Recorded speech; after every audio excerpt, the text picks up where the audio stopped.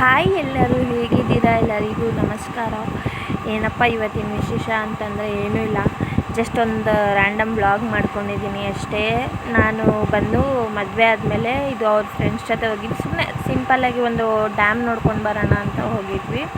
So ಅದು ಹೋಗಿದ್ದು ಬಂದು ಸಂಡೇ. ಯಾಕೆ ಇಷ್ಟು ಲೇಟಾಗಿ ವ್ಲಾಗಲ್ಲಿ ಅಪ್ಲೋಡ್ ಮಾಡ್ತಿದ್ದೀನಿ ಅಂತ ಅಂದರೆ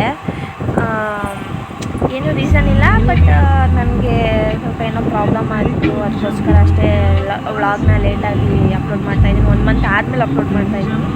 ಸೊ ಇದು ಅವ್ರ ಫ್ರೆಂಡ್ಸ್ ಜೊತೆಗೆ ಹೋಗಿದ್ದು, ಬಟ್ ಡ್ಯಾಮೆಲ್ಲ ಕ್ಯಾಪ್ಚರ್ ಮಾಡಿದ್ದೀನಿ, ಫೋಟೋಸು ತೊಗೊಂಡಿದ್ದೀನಿ. ವೀಡಿಯೋಸ್ ಜಾಸ್ತಿ ಮಾಡ್ಕೊಳಕ್ಕಾಗಲಿಲ್ಲ. ಸೊ ನಾರ್ಮಲಾಗಿ ಒಂದು ಫೋಟೋ ವೀಡಿಯೋ ಆ ಥರ ತೆಗೆದು ಅದನ್ನೇ ವ್ಲಾಗಾಗಿ ಕನ್ವರ್ಟ್ ಮಾಡಿ ಅಪ್ಲೋಡ್ ಮಾಡ್ತಾಯಿದ್ದೀನಿ.